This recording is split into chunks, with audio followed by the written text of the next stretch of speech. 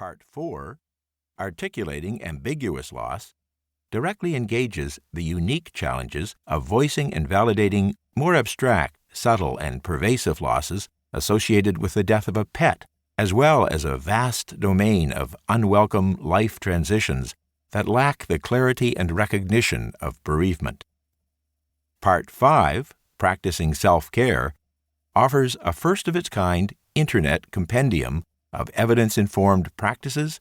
video case studies, and psychoeducation concerning loss in the lives of adults and children.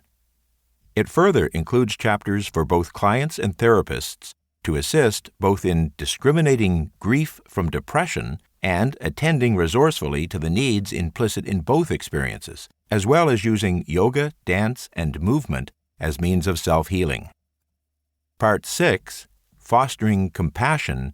extends readers' and listeners' capacities for empathic engagement with themselves and others through the cultivation of morally responsive practices for the living and dead, including specific coaching in drafting condolence letters to bereaved people. In Part 7, Working with Emotion, contributors help therapists find the delicate balance between supporting clients in pain and challenging them to engage it differently, practice creative dialogues with their externalized suffering, and use a variety of metaphoric procedures for recognizing and addressing their reluctance to relinquish a distressing but familiar feeling to embrace vulnerability and possible transformation. Part 8, Utilizing Imagery, draws on both literal photographic images and those conjured through drawing or fantasy to explore the emotional and relational aftermath of loss. Part 9, Revising Personal Meaning, presents and illustrates both simple and more substantial procedures for fostering client reflection, repositioning, reconstruction of self, and reconsolidation of memory in the crucible of therapeutic conversation and identity composition.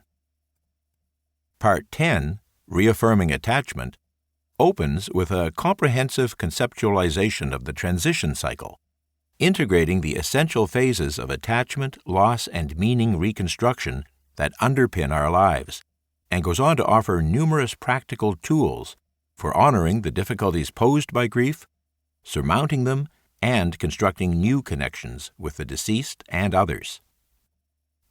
Part 11, Dialoguing with the Deceased, deepens this theme of reorganizing attachments through a creative variety of guided imaginal conversations. Part 12, Validating Lives, presents concrete methods for articulating and dignifying the lives of patients in terminal care settings and bereavement, ranging from biographical interviewing to symbolic affirmation of the deceased in the context of grief therapy. Part 13, Restorying Loss, comprises a sampling of theatrical, narrative, and expressive procedures that foster deeper recognition of clients' own needs and values, whether in the private medium of journaling, therapeutic processing with the counselor, or, in some cases, in the collective context of community. Finally, Part 14, Facilitating Support, offers reflective resources for fostering deeper, more compassionate connections with loved ones with whom we are negotiating a hard transition, be they older family members entering assisted care, loved ones facing death, or intimate others grieving the same loss. Taken together, the volume complements its predecessors, greatly augmenting the fund of tools and techniques made available to grief therapists. Acknowledgements. In closing, I want to express my gratitude to the scores of colleagues worldwide who have contributed their enthusiasm and effort to this project,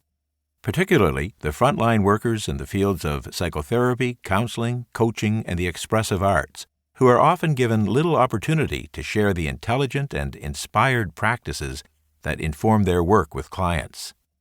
No less than the recognized theorists and researchers whose contributions also fill the volume, they have helped make grief therapy the vital contributor to the healing arts that this volume illustrates. I am proud to call many members of all of these groups my friends. I would also like to thank Anna Moore, my acquisition editor at Routledge.